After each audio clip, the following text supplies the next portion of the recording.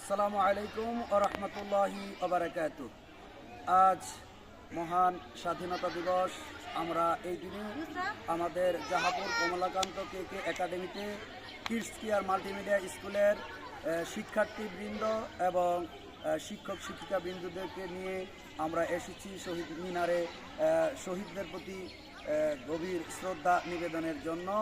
আমরা এই মুহূর্তে তাদের আত্মার মাগফিরাত কামনা করছি, যাদের আত্মত্যাগের বিনিময়ে এই মহান 21শে ফেব্রুয়ারির যে ঘটনা ঘটেছিল, তাদের আত্মত্যাগের বিনিময়ে আমরা স্বাধীনভাবে আমাদের মায়ের ভাষায় কথা বলতে পারছি।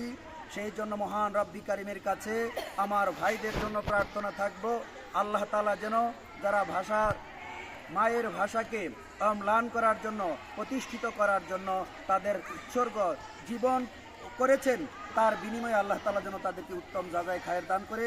আমরা সংক্ষিপ্ত আকারে কয়েকজন ভাষা সৈনিকের নাম বলবো। আবুল বারাকাত, যার জন্ম 1927, তার মৃত্যু হচ্ছে 1952 সাল। আবুল বারাকাত 1927 সালের 16 জুন পশ্চিমবঙ্গের মুর্শিদাবাদ জেলায় তিনি জন্মগ্রহণ করেছিলেন। রকিবউদ্দিন আহমেদ, তিনি 1929 সালে জন্ম, 1952 সালের এই দিনে শহীদ হয়েছেন। শফিউল রহমান, তিনি 1918 সালে জন্মগ্রহণ করেন, 1952 সালের এই দিনে আত্মত্যাগ দিয়ে তাদের এই জীবনের বিনিময়ে আমরা মায়ের ভাষাকে ফিরে পেয়েছি। আব্দুল সালাম, তার জন্ম হচ্ছে 1925, তার মৃত্যু হচ্ছে 1952 সালের এই দিনে।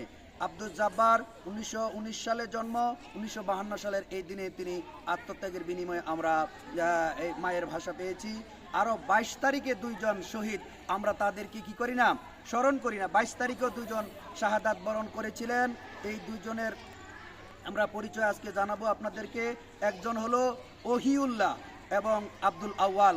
এই 2 জন ব্যতীত আরও অগণিত রয়েছে। যেমনিভাবে এই 24-এর আন্দোলনে আমরা মুগ্ধকে এবং আবু সাইদকে স্মরণ করি, আর বাকিদেরকে অনেকে নামই জানি না। ঠিক তেমনিভাবে আব্দুল সালাম, জব্বার, রফিক, বারাকাত, শফিউল, শাহজাহান, আমরা তাদেরকে স্মরণ করি। কিন্তু এছাড়াও অনেকেই তাদের আত্মদান দিয়েছেন, জীবনকে বলি দিয়েছেন, উৎসর্গ করেছেন এই মায়ের ভাষাকে প্রতিষ্ঠিত করতে যাইয়া। তাই আমরা আজ তাদের রুহের আত্মার মাগফিরাত কামনা করছি।